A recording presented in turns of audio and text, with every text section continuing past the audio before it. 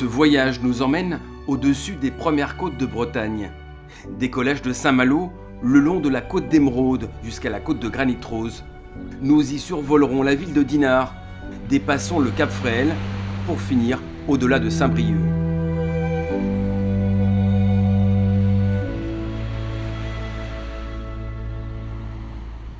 Saint-Malo était une cité corsaire. Les gréements qui croisent régulièrement l'arche de la ville médiévale sont là pour le rappeler. Selon une légende, c'est à cause d'un raz-de-marée que Saint-Malo est devenu une presqu'île. L'ancien duché de Bretagne, connu pour sa ville close, date du Moyen-Âge mais se taille une réputation avec la découverte du Nouveau Monde, un tournant dans l'histoire. Car Saint-Malo devient alors le repère de prestigieux marins français. À l'intérieur de ces remparts résonnent les noms des hommes qui en ont fait la gloire. Jacques Cartier qui apparaît un jour de Saint-Malo pour découvrir le Canada. C'est d'ici que le corsaire Robert Charles Surcouf montait à l'abordage des marines ennemies. Ces Anglais en particulier, qui coquins de sort, se rebiffaient à l'occasion, piégeant dans ses filets nos plus jolis vaisseaux. Leurs courses, les flibustiers les effectuaient à bord de vaisseaux comme l'Étoile du Roi, réplique d'une frégate du XVIIIe siècle, rachetée à un armateur anglais. La frégate est un merveilleux musée à quai. Il sert aussi régulièrement de décor pour le cinéma et participe chaque année aux festivités du port.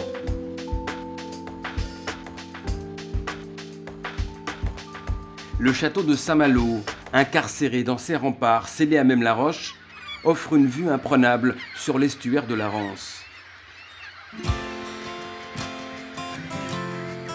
Le fleuve débouche dans une région où l'amplitude des marées est la plus forte d'Europe. Un phénomène exploité dès le Moyen-Âge, époque à laquelle jaillissent les premiers moulins à marée. Il y en a 14, de part et d'autre de la Rance. Certains tournent vaille que vaille, d'autres ont disparu sous la vase.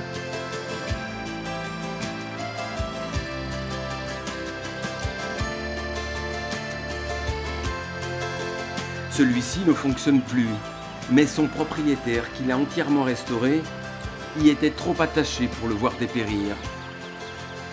La raison pour laquelle il l'entretient contre vents et marées.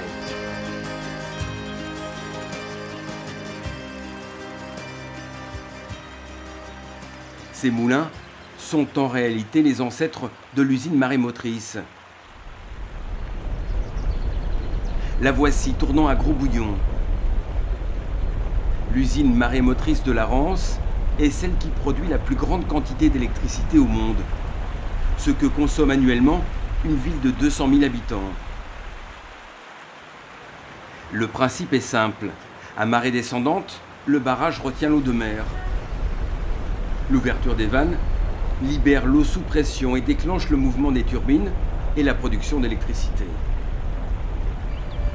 L'énergie marémotrice est à la Rance ce que les malouinières sont à Saint-Malo, inséparables.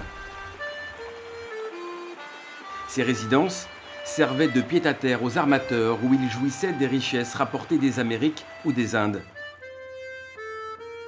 Les plus nantis y faisaient aménager des jardins rivalisant d'éclat. Des écrins de verdure inspirés des créations d'André Le Nôtre, jardinier du roi Louis XIV. Le cas de la malouinière de Montmarin, pittoresque avec son potager. Plus atypique encore est celui du château de la Balue, avec son jardin maniériste de style Renaissance. Il y a plus d'une centaine de malouinières dans la région. C'est dire la convoitise suscitée par les lointains Eldorado.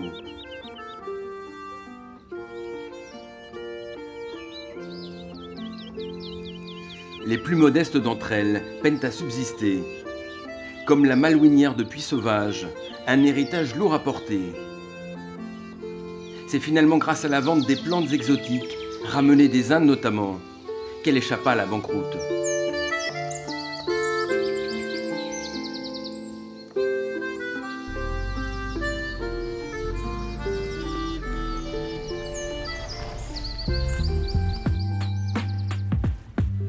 En allant vers l'ouest, sur l'autre rive de la Rance, la côte d'Émeraude exhibe ses perles.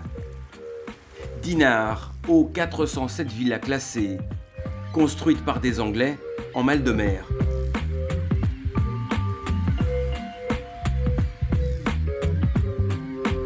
À côté, le village de Saint-Lunaire devient une station balnéaire grâce à un riche haïtien tombé du ciel. Le prince des Caraïbes engage sa fortune pour en faire l'endroit le plus branché de la côte, mais malgré ça, ne parvint pas à concurrencer Dinard. Il existe en France 4 hippodromes marins. Tous ont failli disparaître il y a 5 ans environ, pour des raisons de sécurité principalement.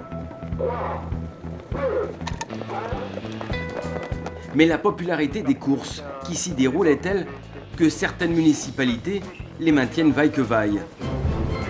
À Lancieux, au début du mois de juillet, 1500 personnes s'arrachent les billets pour assister au Challenge hippique. C'est dire son succès.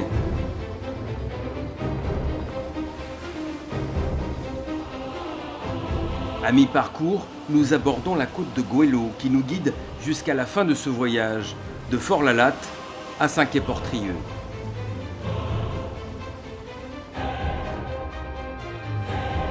L'engin qui nous transporte prend parfois des allures de machine à remonter le temps. Car voici qu'après les cavaliers de Lancieux, surgit un château fort.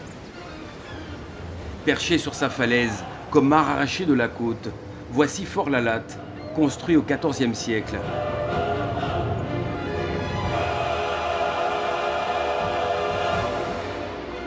Il occupait autrefois une position stratégique sur la Manche, colportant sa réputation de citadelle invincible.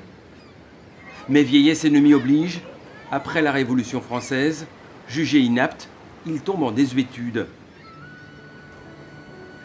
Bien plus tard, un passionné de pierres séculaires lui offre une seconde chance et entreprend sa restauration, qui s'achève en 1950.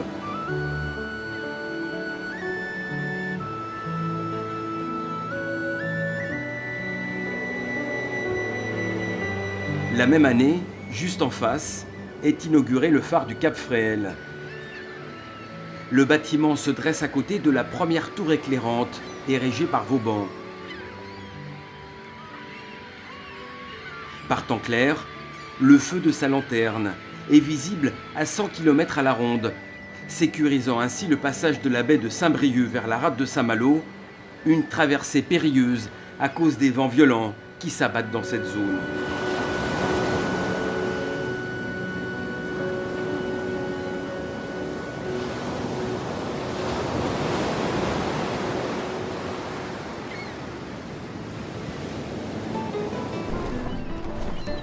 Nous voici à présent sur la plage d'Erquy, une station balnéaire qui aurait servi de décor aux aventures du célèbre personnage de bande dessinée Astérix le Gaulois. En feuilletant ses albums, on pourrait presque reconnaître ce cap et ces falaises où le dessinateur Albert Uderzo avait l'habitude de partir en balade.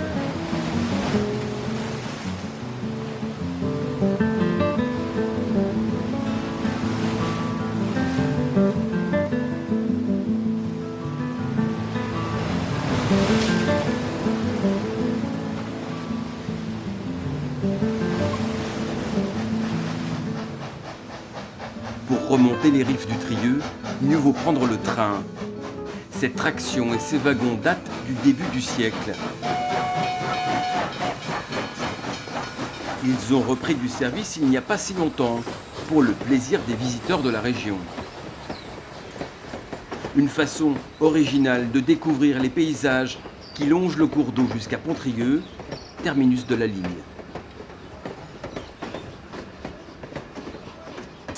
Comme un train peut en cacher un autre, autrefois sur le littoral circulaient les convois de la Compagnie des Côtes du Nord. Ils empruntaient ainsi plusieurs dizaines de viaducs monumentaux pour s'affranchir du relief accidenté de la région. Ces ouvrages ont marqué les annales des ponts et chaussées au point que l'ingénieur qui les avait conçus en fut décoré de la Légion d'honneur. Depuis, l'eau a coulé sous les ponts, mais les arches du Polytechnicien continuent d'éblouir cyclistes et randonneurs.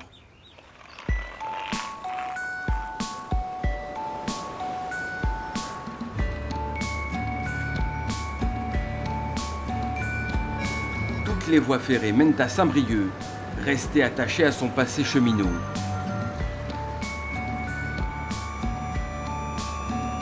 Les cabanons du Valais font partie de ce patrimoine, devenu embarrassant depuis que la loi du littoral interdit toute construction sur le front de mer. Mais malgré les mises en demeure, les cheminots briochins et leurs descendants ne sont pas décidés à abandonner leur résidence secondaire.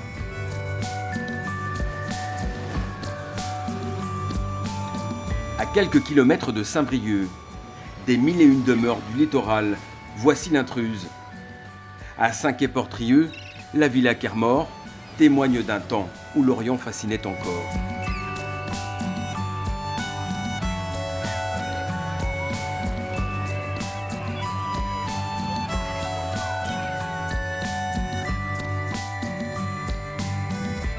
Non loin de là, derrière ces falaises, sommeille une étrange forêt semblant sortie de la grève. L'image est à peine usurpée. Ces pieux d'amarrage sont de véritables arbres plantés avec leurs racines. Plus qu'un jardin, la petite crique est un Éden que les pêcheurs d'ici préfèrent garder secret. Le signal pour nous de mettre le cap vers de nouveaux horizons.